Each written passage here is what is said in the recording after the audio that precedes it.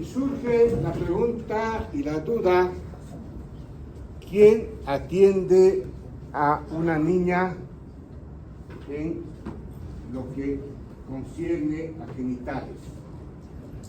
Pediatría, obviamente, hasta los 15 años es responsable, pero cuando ya el cuadro clínico no se limita al aspecto psicomenstrual, corresponde al área de ginecología y también endocrinología, a veces estomacal. Hablamos de ginecología infanto-juvenil.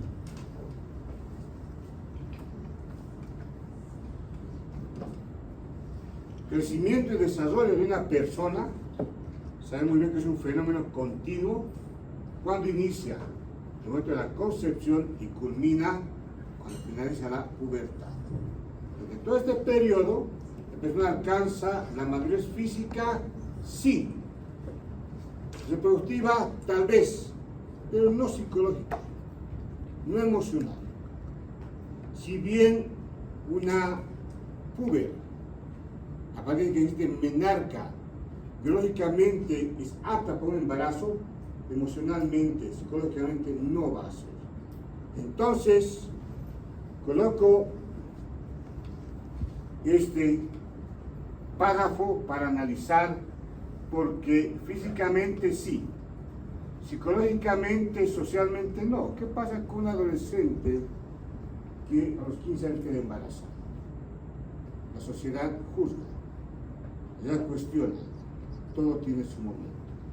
De hecho, se manifiesta que un primer embarazo, biológicamente, y más que biológicamente, emocionalmente, 25 a 35 años de edad. Y entonces, hay transformación que involucra cambio en tamaño, organización espacial, diferenciación funcional de tejidos y órganos que tienen que ver con el crecimiento, desarrollo de la persona. Incremento en tamaño y masa corporal resulta de lo que es hiperplasia celular y esto se denomina crecimiento. Cambios en organización, diferenciación funcional de tejidos, órganos y sistemas es el resultado del proceso de desarrollo o maduración. ¿A qué edad madura una persona? ¿En qué sentido? ¿El cuerpo, la mente? Buena pregunta. Emocionalmente. Eso depende mucho. ¿Qué factores inciden? A ver, vamos. El contexto en el que tú has sido criado, las experiencias por las que has pasado. ¿Una mamitis permite madurar? No. ¿Un abandono de padres permite madurar? En teoría, en casi todos los casos, porque hay excepciones. ¿Y quién madura primero, un varón o una mujer? La mujer. Las mujeres, ¿no? Pones así a ver las damas qué opinan. ¿Quién madura primero, el varón o la mujer? ¿O ninguno? Imagínense entre dos seres inmaduros, cada la vida. ¿Sí?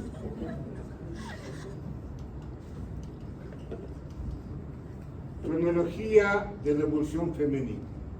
Comprenderán, por especialidad, por la materia, nos abocamos a la mujer. Al varón lo dejamos para quién. ¿Quién atiende al varón? Del varón la parte genital y en la parte de la pubertad, el pediatra, ¿no? Y también en la mujer está la parte de ginecología y en el varón ¿quién? Como que queda huérfano el varón ahí, o sea, una persona de 15 años puede decir estoy yendo a ginecología.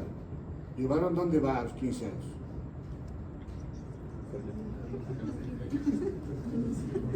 ¿Dónde va por los cambios hormonales que tiene? Estamos abandonados los varones. No que vayan con el andrólogo, no nos corresponde todavía, sí. Entonces, lo que es la parte ginecológica, la parte femenina, después del nacimiento y hasta la senectud, ocurren cambios en la parte genital acordes a niveles de producción de esteroides sexuales. Con modificación según transcurren distintas etapas de la vida, la niñez, la pubertad, la adolescencia, madurez sexual, climaterio y menopausia. ¿Ustedes son, qué son ustedes? ¿Adolescentes? No. ¿Adultos jóvenes? Adultos jóvenes. ¿Y hasta qué edad vas de adultos jóvenes? 35. ¿Y después en qué se convierten? Adultos. Solo adultos. ¿Y después? Los 60 adultos mayores. Tercera edad. Tercera edad. ¿Y hay cuarta edad? Sí, 80 años. Cuando alguien alcanza 80 años, entra en la cuarta edad. ¿Sí? Muy bien. Y en todo este transcurso, en todo este fenómeno que transcurre la persona, hay diferentes eventos, en este caso en el ámbito ginecológico. Ginecológico, porque obstétrico es opcional, como actualmente sucede con las damas. ¿Qué hacen las damas ahora? No quieren embarazos, tienen mascotas. ¿Qué hacen con las mascotas? Hacen esterilizar sus mascotas. Entonces, nada de obstetricia. Y finalmente, la CNE. Durante la niñez, la parte genital sufre escasas modificaciones, no hay actividad hipoficiaria ni gonadal. En la niña puber, la producción de GnRH es escasa a nivel de hipotálamo. Niveles de FSH y LH son bajos, y el nivel plasmático es de estadios muy bajo, apenas 10 picogramos por ml, y eso significa prácticamente ningún estímulo para la esfera genital. Útero es pequeño, tiene forma de clava de una pirámide invertida, vagina aún es corta, estrecha y revestida por pocas capas de epitelio pavimentoso. ¿Qué epitelio tiene el exocervix? ¿Qué epitelio tiene el exocervix? Plano, estratificado, no creatinizado. Y así estratificado, ¿cuántas capas tiene? Si estratificado, ¿cuántas capas? ¿4 capas? ¿Sí o no? ¿Cuántas capas tiene? 4 capas del epitelio exocervical. Basal, parabasal, intermedio y superficial. Células de capa basal y parabasal son células inmaduras. La capa intermedia y superficial son células maduras. ¿Quién estimula la maduración de estas células? Las hormonas. El estrógeno. ¿Qué es índice cariopigmótico? ¿Qué es índice cariopigmótico? Es el índice de maduración celular. Entonces, es importante tomar en cuenta que en la prepubertad, en la posmenopausia y en el puerperio inmediato, mediato y tardío, existe hipoestrogenismo, nivel bajo de estrógeno, lo que significa que en estas etapas de la vida el epitelio vaginal es lábil, frágil. ¿Por qué? Porque solo tiene 2 capas, basal y parabasal. Al no haber estímulo estrogénico, estas células no van a madurar, y no hay células superficiales, no hay células intermedias. Por ello es que, por ejemplo, ya viene la parte obstétrica, en una mujer que está en el puerperio inmediato, luego de que ya cesan los loquios, hay resequedad vaginal por hipoestrogenismo e hiperprolactinemia. Por ejemplo, ¿qué es el signo de Shari-Frommel en el puerperio patológico? Atrofia. Shari. Está bien. ¿Qué es? Atrofia Es una utero- triada, ¿no? Atrofia uterovárica. Ya. Galactorea. ¿Qué más? Amenorrea por hiperestrogenismo y hiperprolactinemia. Una hiperprolactinemia con hipoestrogenismo. Y eso obviamente, cuando se presenta, cuando las prolactinas tienen niveles altos, estrógenos en niveles bajos. Lo mismo ocurre acá. Un criterio. Por ejemplo, hay niñas en las cuales tienen flujo vaginal, no tienen relaciones sexuales obviamente, y cuando damos un tratamiento no responde adecuadamente y a veces tenemos que ayudarnos con estrógenos vía vaginal para mejorar el trofismo a nivel epitelio vaginal. 6 a 8 años de vida, incrementa el nivel de andrógenos suprarrenales, denominado adrenarquia. En principio, incremento de niveles sanguíneos de androstenediona, que es un andrógeno, y unos 2 años más tarde incrementa la 4 androstenediona. Y hay un efecto androgénico, 6 a 8 años. Este incremento continúa hasta la pubertad. Produce un efecto modulador sobre centros hipotalámicos, factor responsable del desarrollo de la pilosidad sexual. ¿Qué función cumplen los andrógenos en la mujer? Lo que dice acá. Los andrógenos son responsables del vello púbico, del vello axilar y de la libido. Cuando hay hiperandrogenismo, en ovario poliquístico, por ejemplo, ¿qué existe? Hirsutismo o hiperandrogenismo, porque responde de la pilosidad de los andrógenos. Por su importante cambio durante este periodo, incremento de la hormona de crecimiento, 8 a 10 años de edad, aumenta la secreción pulsante de GnRH, inicialmente durante solo el sueño, lo que induce a nivel de hipófisis la elevación de FSH, hormona estimulante, posteriormente la hormona luteinizante. ¿Qué significa eso? Que al principio los ciclos menstruales son anovulatorios, no existe ovulación, por eso que de manera tardía ya la hormona luteinizante empieza su secreción. En un signo de maduración central, aparición de cursos hormona luteinizante, hormona estimulante, e incrementa el nivel de estrógenos y andrógenos, por ejemplo, por la gónada. ¿Qué gónada? Los ovarios. Pueden empezar a ser funcionantes ya cuando inicia la pubertad. La pubertad inicia cuando los ovarios o gónadas comienzan a secretar esteroides sexuales porque se activa el eje hipotálamo, hipófisis, ovario, 8 a 13 años de edad. Es la edad en la que actualmente y siempre ocurrió casi la pubertad. Maduración gonadal se acompaña de desarrollo de caracteres sexuales secundarios, aceleración del crecimiento, incremento de masa corporal. El periodo de crecimiento cesa cuando cierran las epífisis. ¿Sí? Por eso, para edad ósea, pues se mide, se empieza la vía de la mano para ver los puntos de osificación. Menarquia o menarca, entre 11 a 13 años de edad, ocurre cuando la producción estrogénica ya ha generado la estructura del endometrio, cuando ya hay endometrio, una capa basal, una capa funcional en el endometrio. Primeros ciclos anovulatorios, solo existe menstruación, pero no ovulación, porque no se liberó todavía la hormona luteinizante, y 2 a 3 años después de la menarquia recién hay ovulación y hay fertilidad en estos ciclos menstruales. Por tanto, ya tiene capacidad reproductiva. ¿Cuándo se adquiere capacidad reproductiva? En plena adolescencia, varios años antes de alcanzar la madurez sexual y psíquica, ¿sí? Biológicamente ya esta persona es apta para el embarazo, pero no lo es la parte psicológica emocional.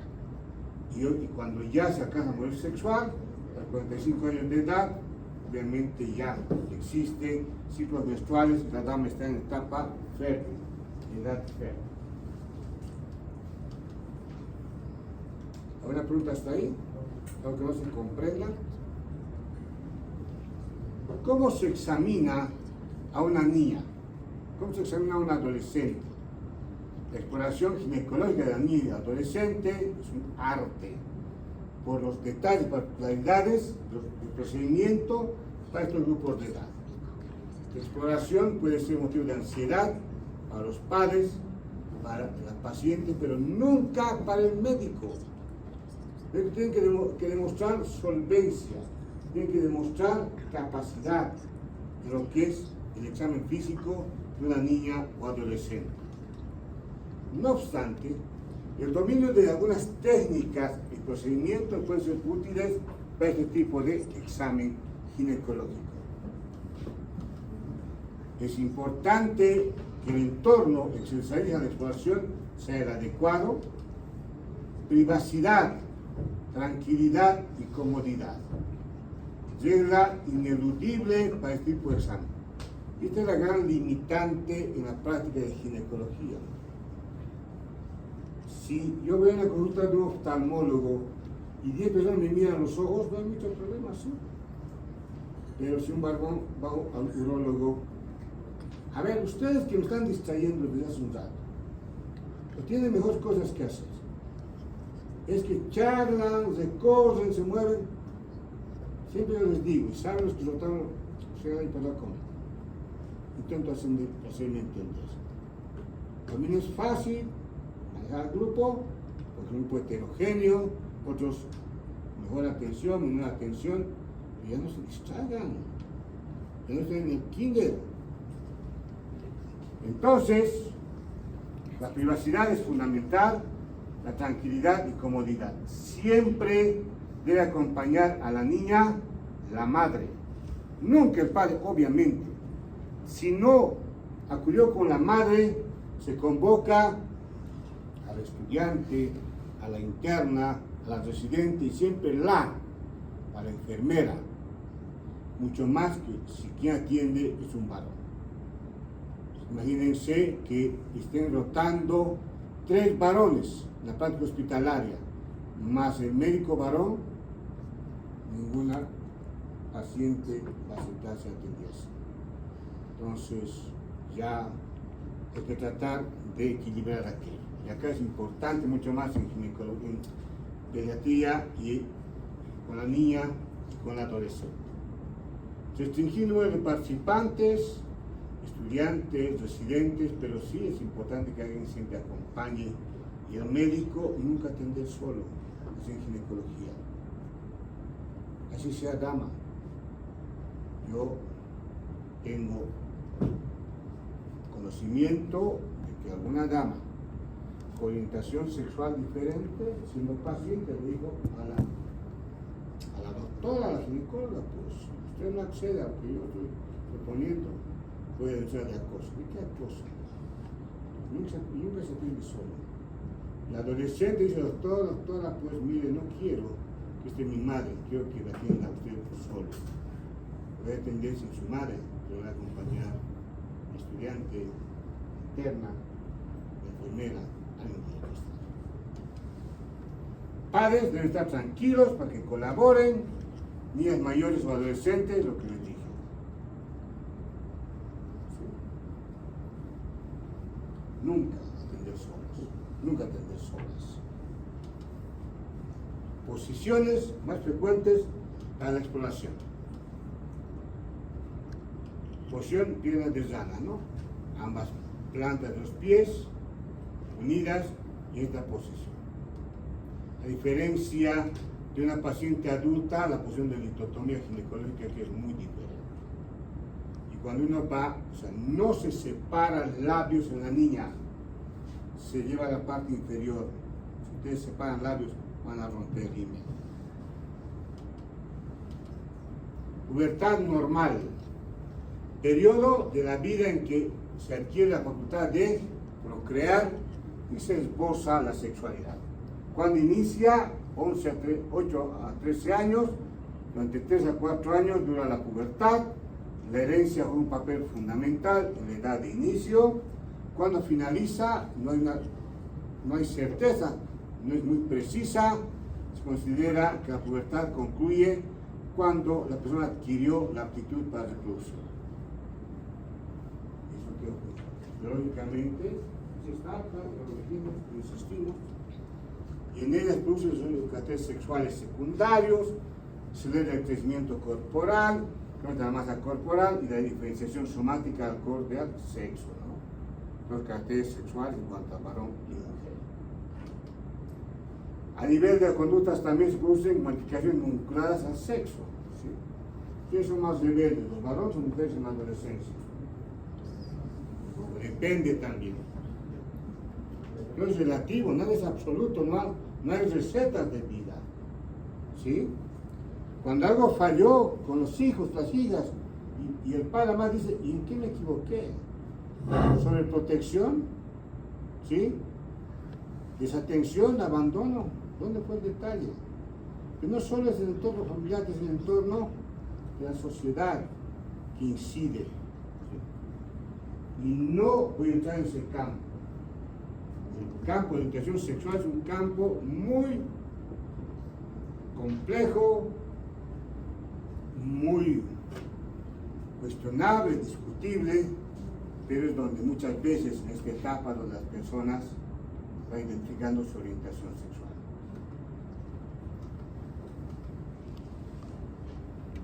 Pubertad, etapa de transición.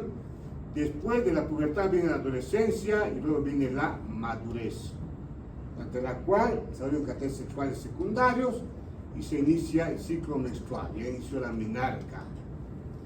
¿Cómo se manifiesta la pubertad por orden de aparición? Esbozo botón mamario, inicio del desarrollo de glándula mamaria, la pubarquia o vello axilar, aumento de talla por efecto de estrógenos gonadales, la menarca, telarca. Esta tiene que ser la secuencia de lo que es la pubertad. La telarca, mamario completo. Telarquia, desarrollo mamario, primera manifestación de impregnación estrogénica. A valorar su progresión temporal, Tanner, que es un autor, desarrolló un método de objetivo de evaluación basada en estadios del 1 al 5. Telarquia, la progresión entre estadios no siempre es secuencial, pudiendo saltarse en ocasiones algunos de estos estadios. Inicialmente el desarrollo mamario puede ser unilateral por varios meses, una sola glándula mamaria desarrolla, la otra aún no lo hace, después ya casi se iguala. Que ambas mamas tengan el mismo tamaño es posible. Que una mama sea ligeramente más grande que la otra también puede suceder. ¿Sí?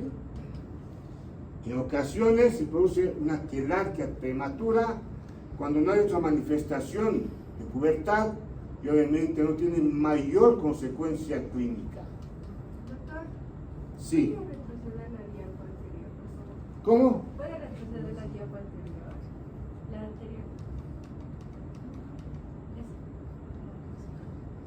Ah, faltó fotografía.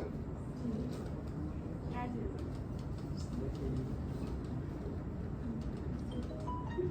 Grado de Tanner, desarrollo mamario. La clasificación de desarrollo mamario no toma en cuenta el tamaño ni forma de glándula mamaria. Estas características están determinadas por factores genéticos y factores nutricionales. Me refiero al tamaño y a la forma, no tiene que ver nada en cuanto al desarrollo de glándula mamaria. Grado 1, o prepuberal. No hay tejido mamario palpable, solo el pezón protruye, la areola no está pigmentada aún.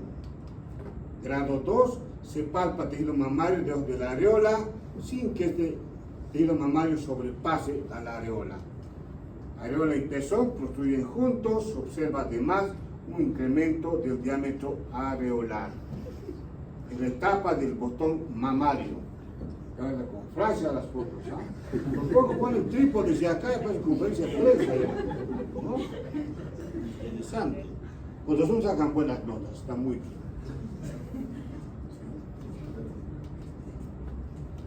Grado 3. Crecimiento de la mama y areola con pigmentación de la areola, el pezón ya aumenta de tamaño, la areola y la mama tienen un solo contorno. Grado 4, mayor aumento de la glándula mamaria, la areola más pigmentada y levantada, se observan 3 contornos, contorno de pezón, de areola y de glándula mamaria. El grado 5, la mama es de tipo adulto, en la cual solo el pezón protruye y la areola tiene el mismo contorno de la glándula mamaria. ¿Una pregunta? pubarquia. Vello púbico y axilar desarrollan por secreción de andrógenos por la glándula suprarrenal durante la adrenarquia. Pubarquia suele aparecer tras la telarquia, aunque puede ser a la inversa.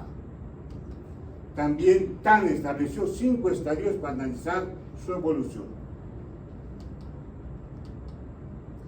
Grado de Tanner, desarrollo del vello púbico para ambos sexos.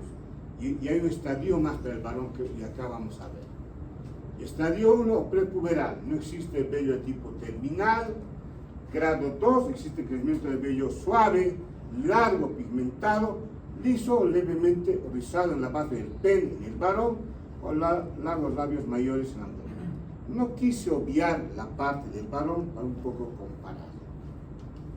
Grado 3, pelo más oscuro, más áspero y rizado, que se extiende sobre el pubis en forma poco densa.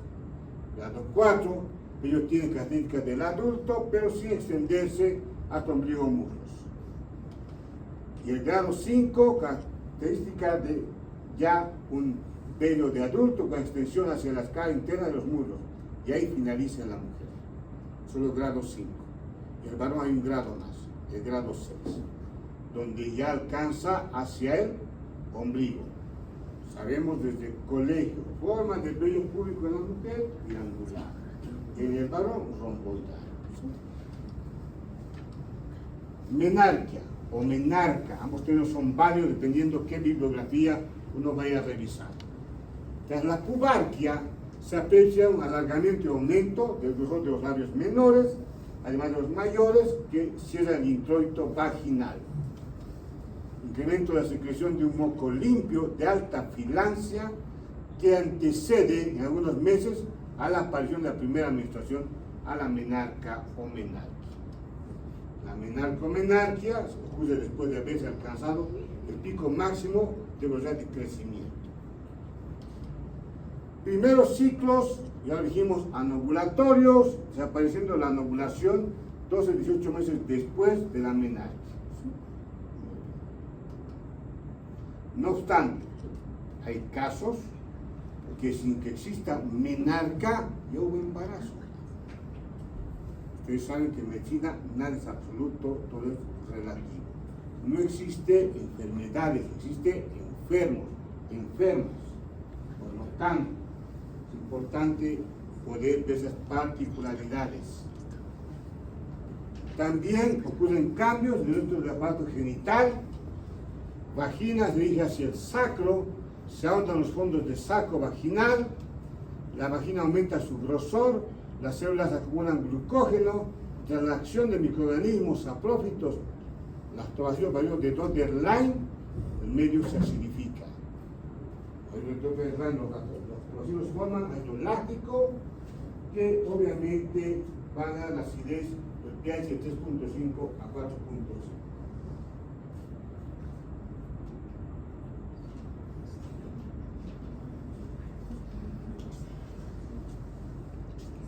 Usted aumenta de tamaño, tanto sea el cuerpo, se hace mayor que el cuello uterino, se instaura entre el cuerpo y cuello uterino un ángulo, es lo que va a determinar la flexión. Útero anteverso flexión, inclinación hacia adelante, obviamente, retroverso flexión. El endometrio ya tiene una capa basal y una capa funcional. La capa basal se mantiene intacta, indemne, no sufre modificación. La capa funcional es la que va a proliferar, la que se va a engrosar y la que se va a descamar en la menstruación. Trompas uterinas aumentan ya su espesor, completan su estructura anatómica, los ovarios aumentan sus diámetros, se muestran en su superficie folículos en distintos grados de desarrollo. Paso hormonal de la pubertad.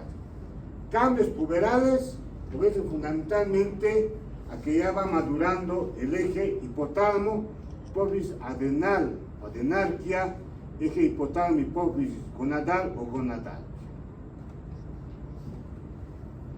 Adrenarquia. Adrenarquia ocurre a los 6-8 años de edad y precede a la gonadalquia en 2 años aproximadamente. Se caracteriza la parte histológica por incremento en el grosor de la zona reticular del corteza suprarrenal, bioquímicamente, porque incrementa las vías enzimáticas que van a permitir formación de andrógenos, son precursores de los estrógenos. Clínicamente se manifiesta con cambio de olor o sudor corporal, que adquiere características propias del adulto y menos habitualmente por la aparición de vello púbico y vello axilar. El mecanismo de producción de la adrenarquia no está muy bien definida, aunque bien sabemos que interviene una hormona probablemente de origen hipofisiario que estimula específicamente la zona reticular de la glándula suprarrenal. Es cierto que la adrenarquia tiene relación temporal con la gonadarquia, pero adrenarquia y gonadarquia son eventos independientes que tengan alguna relación, pero tienen un mecanismo diferente en cuanto a eje hipotálamo, hipófisis, ovario, hipotálamo, hipófisis, glándula suprarrenal. Gonadarquia. Periodo prepuberal se caracteriza por la baja producción de hormona folículo-estimulante, hormona luteinizante, de esteroides sexuales.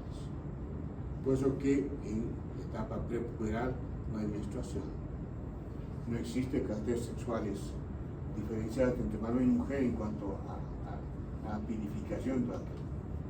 Por la alta sensibilidad hipotálamo hipófisis a esteroides sexuales y factores inhibitores intrínsecos, feedback positivo, feedback negativo, es que se va estimulando, frenando la generación, en este caso se frena la generación de pulso hipotalámico. Antes de la pubertad no existe estímulo a nivel de hipotálamo, ni de hipotálamo hacia hipófisis, mucho menos a ovarios.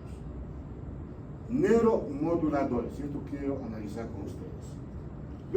Neuromoduladores, neurotransmisores, factores neurales, hormonales, metabólicos, factores ambientales, son responsables de la regulación del generador de pulsabilidad de hipotálamo, hipófisis ovario.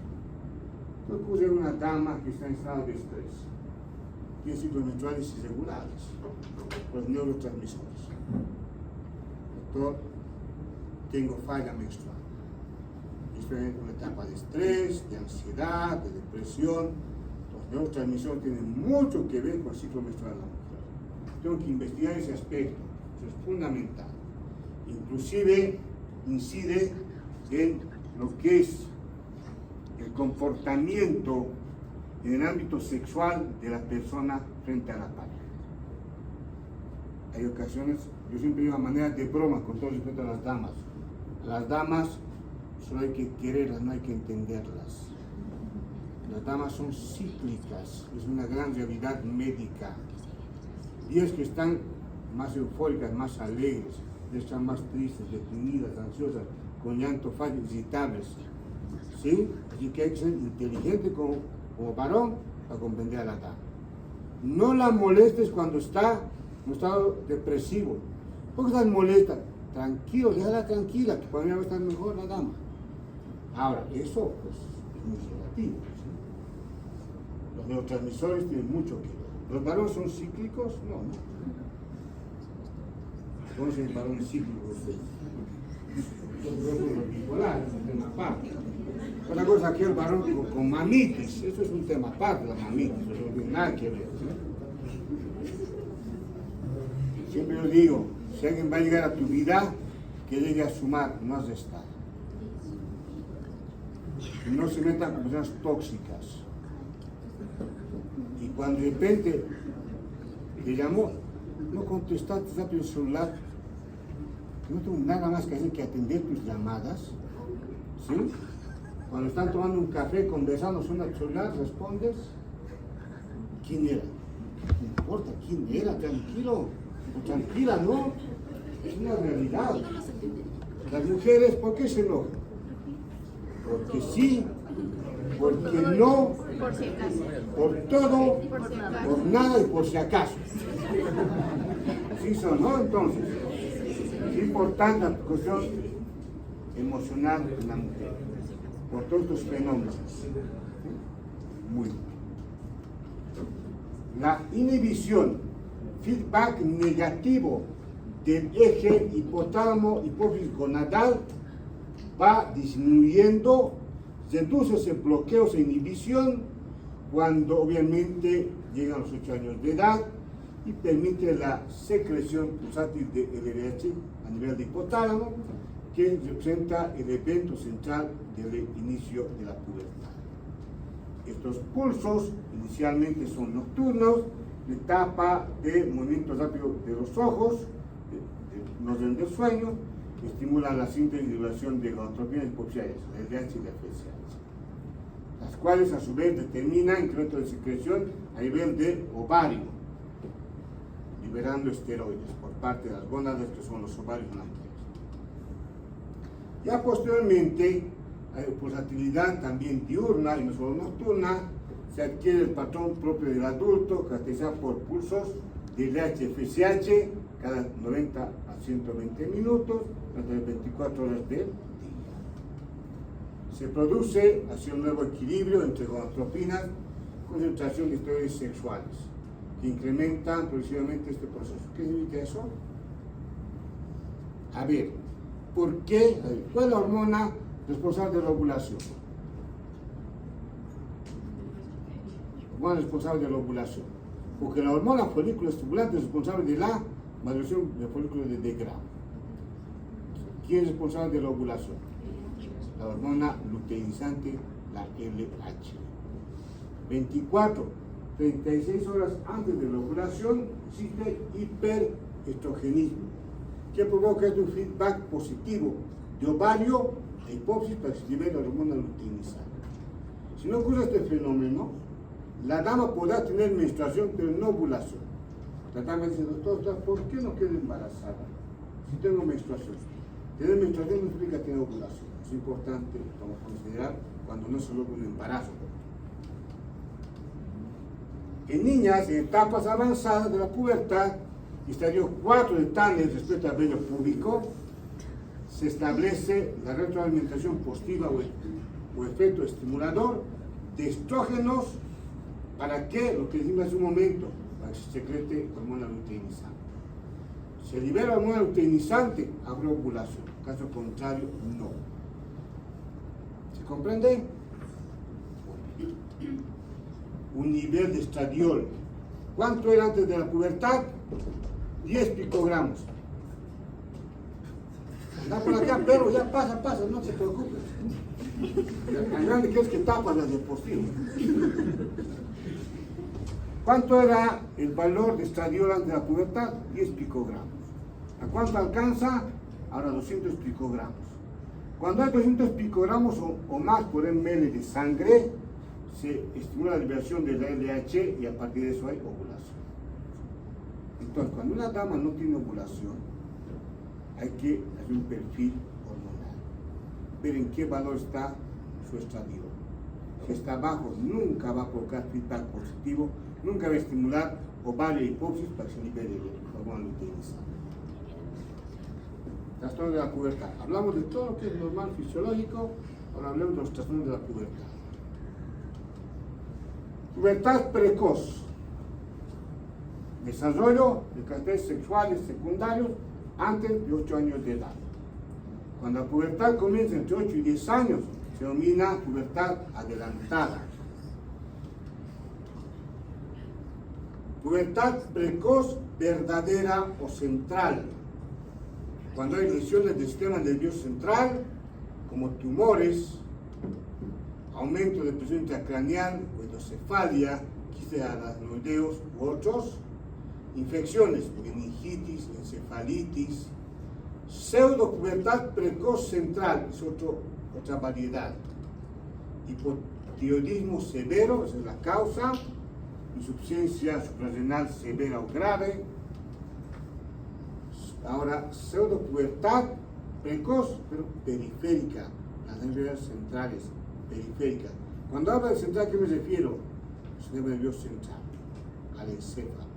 Y acá me refiero en periférica, órganos genitales, ya a nivel de ovario.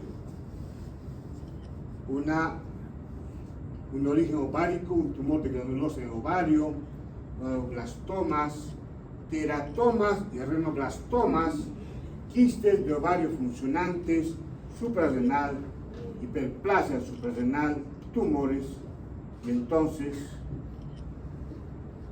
administrar en forma exógena esteroides sexuales pueden ser un factor para manifestación clínica de pubertad precoz.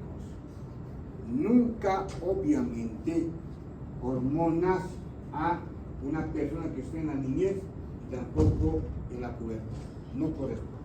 Dejemos que haya maduración de ovarios para luego tomar decisiones. Y entre paréntesis, tengo plena certeza, sin temor, solo que no me voy a equivocar, que ni la mitad de las damas que están en el aula, el último mes hicieron un autoexamen de manos. ¿Se hicieron? No. ¿Se hacen? No se hacen. ¿Por qué no se hacen? Porque supuestamente, obviamente, son jóvenes. Entonces, de paréntesis, en este momento se está lanzando una campaña de detección y prevención, y aprovecho esto para hacer publicidad, de prevención del cáncer ginecológico, no solo de cuello uterino. ¿Es el más frecuente? Sí, de cuello uterino, cáncer de cuello uterino. ¿Pero de qué me sirve hacer una paciente cada año Papá Nicolau? Yo viene con cáncer de mama, yo viene con cáncer de ovario. Y ver el cáncer más frecuente, femenino, cuello uterino, mama, ovario, endometrio, vulva, vagina. Es importante orientar como médicos. Y ustedes, médicos jóvenes, tienen una población usuaria que es la familia, el entorno. Mamá, te hiciste el estudio, tía, te hiciste el Papá Nicolau, una ecografía mamaria, una mamografía, una ecografía transvaginal, si corresponde, transabdominal, si no corresponde vía vaginal. No estamos trabajando en eso. Es lo que está faltando en la población. Los tumores no respetan edades. Y entonces, por ejemplo, es triste que una persona muy joven haya quistes de ovario a temprana edad. Cuando un quiste de ovario mide menos de 5 centímetros, responde al tratamiento hormonal. Más de 5 centímetros es quirúrgica la conducta. ¿Por qué? Se puede romper, se puede torsionar, se puede infectar. Entonces, sobre pubertad precoz, veamos, ¿no habrá una tumoración a nivel de ovarios? Investíguenos, decóralo. Y esto tiene relación con telarca prematura también, o adenarca prematura. Presentación clínica de pubertad precoz verdadera o central. ¿Cómo se manifiesta la pubertad precoz verdadera o central? Inicialmente, durante algunos meses, desarrollo aislado de la glándula mamaria, la vulva se estrogeniza, luego aparece el vello pubiano, incluso el vello axilar, y esta asociación del desarrollo de la glándula a nivel de la glándula mamaria y obviamente de lo que es la pilosidad debe hacernos pensar en una pubertad de origen central. O sea, cuando más temprano ocurren estos cambios, pues una pubertad de origen central. El crecimiento se acelera, la maduración ósea se adelanta y puede haber metrorragia, ¿sí? Y sangrado genital que proviene de cavidad uterina. Es importante seguimiento de la paciente porque la instalación de cuadro clínico completo puede durar varios meses. Clínicamente se tiene que considerar criterios para, con respaldo laboratorial, un test de GnRH que pone evidencia que el hipotálamo ya está funcionando, la pulsatividad de GnRH. La ecografía demuestra, por ejemplo, que no hay ninguna lesión ovárica, no hay lesión gonadal. Entonces, si descartamos lesión gonadal, lesión ovárica, el problema es a nivel central. La ecografía y todo estudio nos permite confirmar o descartar una patología. Diagnóstico de pubertad precoz verdadera. Se acelera el crecimiento, la maduración ósea, las mamas se desarrollan, aparece la pilosidad pubiana y la vulva se estrogeniza. De un colpocitograma, estudio citológico, ya se encuentran células maduras, células superficiales, que están reflejando estímulo del estrógeno. Y el test de GNRH ya muestra un patrón puberal sin que todavía esta persona tenga edad para la pubertad. La ecografía muestra ausencia de tumores ováricos, tumores suprarrenales, insisto y reitero, pubertad precoz verdadera central, el daño a nivel del sistema nervioso central. Y el diagnóstico de pubertad precoz idiopática se hace por criterios de exclusión, descartando patología del sistema nervioso central, se diagnostica esta alteración del sistema nervioso central con criterio clínico, tomografía y resonancia magnética. Pseudopubertad precoz, se evidencia la existencia de desarrollo mamario, organización vulvar y en ocasiones también metrorragia. Vello pubiano puede estar ausente, todavía no existe la pubalgia. Y la conducta, cuando estamos sospechando, se adelantando la pubertad, medicamentos que reduzcan la secreción de gonadotropinas, subiendo toda la secreción ovárica de estrógeno. ¿Para qué? Para detener el desarrollo de caracteres sexuales secundarios, evitar cierre prematuro de epífisis, con consiguiente reducción de la estatura adulta. Y actualmente, análogo del GNRH, que inducen la supresión de la secreción de gonadotropinas y en consecuencia frenan la función o actividad ovárica. Pubertad retardada, lo contrario. Se considera que una niña presenta retraso puberal cuando hay ausencia de desarrollo de caracteres sexuales secundarios hasta los 13 años de edad. No hay ningún cambio hasta los 13 años. O cuando no apareció una estrogenización puberal en dos desviaciones estándar, se retrasó la pubertad 3 años, 4 meses por encima de la edad esperada de la pubertad. Y en cuanto a etiopatogenia, retraso puberal, anomalía hipotálamo, hipófisis gonadal o en un retraso simple de pubertad. Pues retraso simple de pubertad sin ningún evento clínico. Y en la niña, el hipogonadismo por fallo gonadal es la causa más común del retraso puberal. 60-70% de los casos identificamos un cariotipo anormal con frecuencia 45X0 o anormalidades del cromosoma X o mosaicismo cromosómico. Y sigue en frecuencia de retraso puberal simple, hipogonadismo por falla hipotálamo hipófisis. Hipogonadismo hipogonadotrófico, anomalía hipotálamo hipófisis de causa congénita, síndrome de Kaiman, déficit gonadotrópico aislado, déficit hipoficiario múltiple, déficit gonadotrópico asociado a malformaciones y el adquirido, lesiones del nervio central, tumores, hidrocefalia a nivel del encéfalo, prolactinomas, enfermedades crónicas, leucopatías y anorexia nerviosa. Actividad física intensa o intensiva. Hipogonadismo hipergonadotrópico, anomalías a nivel de gónadas.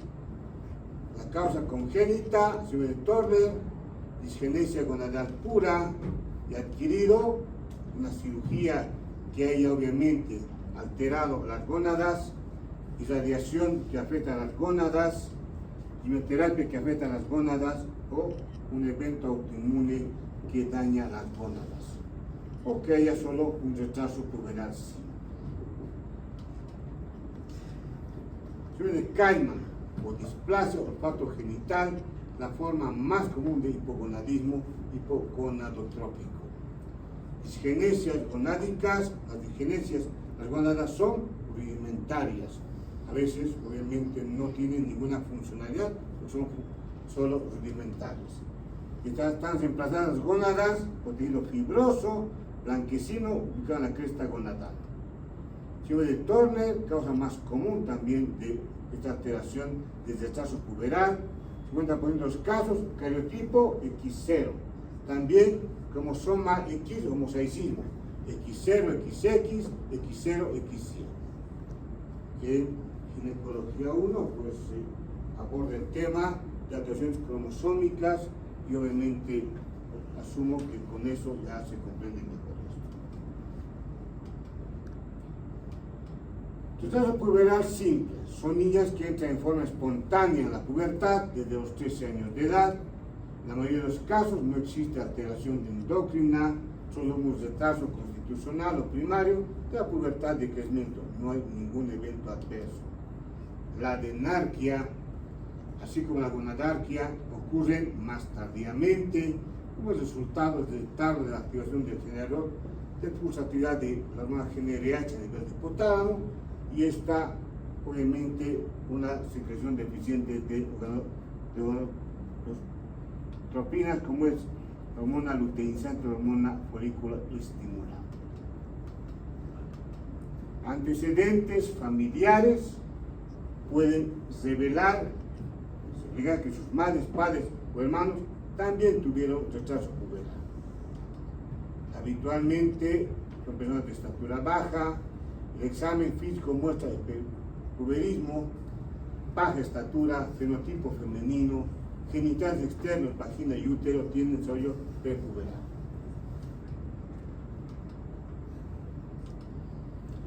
Presentación clínica y diagnóstico de retraso puberal simple. La consulta suele ser por baja estatura y o ausencia de signos puberales, no existen estos signos. Si una niña prepuber se presenta en los límites etarios, en principio debemos evaluar cómo estuvo su desarrollo hasta este momento para descartar un retraso puberal simple. Es necesario conocer si la velocidad de crecimiento experimentada hasta la fecha fue normal. Presentación clínica y diagnóstico: la existencia de enfermedades sistémicas importantes, enfermedades metabólicas infecciosas demoran la menarca. De una niña con desarrollo sexual normal de antecedente dolor abdominal, síntomas urinarios deben llamarnos la atención para investigar el origen de esta sintomatología.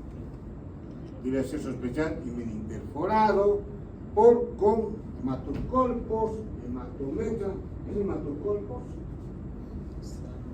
En la Es vagina. hematocolpos, acumulación de sangre en vagina, ¿no? Y hematometra, acumulación de sangre en cavidad endometrial. Hay descamación de la capa funcional del endometrio, pero al ser un himen interforado este no se exterioriza. Y hay el dolor abdominal en cuadrantes inferiores. El examen ginecológico, que va a permitir determinar caracteres sexuales, genitales externos. Se debe identificar la vagina, y por tanto sobre todo en las niñas con desarrollo normal o ausencia de menarca. De esta forma descartamos el síndrome de Kuster-Hauser, que es una aplasia, agenesia uterovaginal. En estos casos la vulva es normal, la vagina corta o ausente. ¿Sí? Vemos el tipo de pacientes: 16 años, no hay menarca, y obviamente investigamos lo que ocurre a la consulta y no tienen vagina, no tienen útero, de acuerdo con nuestra secretaria. Rokitansky y Kuster-Hauser fue quien describieron este evento adverso. La ecografía va a mostrar falta de vagina, falta de... En un tercio de los casos, además de tener esta agenesia vaginal, agenesia uterina, hay una anomalía renal. Los métodos complementarios de diagnóstico que usamos con más frecuencia para estos pacientes son cuantificar en sangre como una folículoestimulante, el DH3, T4, TSH, prolactina y estradiol, un perfil hormonal. Ecografía ginecológica, corpusclograma hormonal, tomografía de silla turca frente de perfil, tomografía resonancia magnética de cráneo, radiografía de mano para estudio de edad ósea. Anomalías de ciclo menstrual. Clásicamente se considera un ciclo menstrual normal cada 28 días, más o menos 7 días. La menstruación dura entre 3 a 7 días, durante la misma se pide entre 50 y 150 ml. Frecuencia menor a 21 días, ¿qué se denomina? Menstruación que tiene frecuencia menor de 21 días, ¿qué nombre tiene? Polimenorrea, ¿sí? Más de 35 días, polimenorrea. Si dura menos de 7 días, ¿qué nombre tiene? ¿Qué nombre tiene? Me viene 2 días la menstruación, ¿qué nombre tiene? Paraquimenorrea. Más de 7 días, cloricomenorrea. Menos de 50 ml hipomenorrea, más de 150 hipermenorrea. Habitualmente se expresan características del ciclo menstrual mediante un número quebrado, por ejemplo. Menstruación dura 3 días, se coloca 3. Cada 28 días, quebrado 28. Se debe registrar así. En la madurez sexual, los ciclos suelen ser irregulares. En los 2 a 3 años posteriores a la menarquia y previos a la menopausia, ya se va cortando o se va alargando el ciclo menstrual, se va alterando la frecuencia o intervalo del ciclo menstrual. Anomalías del ciclo constituyen una alteración en ritmo, cantidad y duración del sangrado menstrual. Puede ser ocasionada por trastornos endocrinos como anovulación, patología orgánica, como un mioma uterino submucoso. En ocasiones también ciclo bifásico presenta anomalía que se va a alterar en más o en menos la duración de la fase folicular o fase lútea. Clasificación de anomalías de ciclo: amenorrea primaria, amenorrea secundaria, alteración del ritmo en cuanto a frecuencia o intervalo, cantidad y duración. Dismenorrea. En condiciones normales la menstruación suele ser dolorosa, pero tolerable. Cuando este fenómeno adquiere un grado tal que afecta a la mujer, se considera que presenta una dismenorrea. Dolor a varios días antes o durante la menstruación, densidad variable, está intenso en ocasiones que va a provocar ya que error de dedos con cierta invalidez, determinando la pérdida de días de trabajo o de estudio. Se localiza en el hipogastrio, región lumbar, y habitualmente de tipo cólico.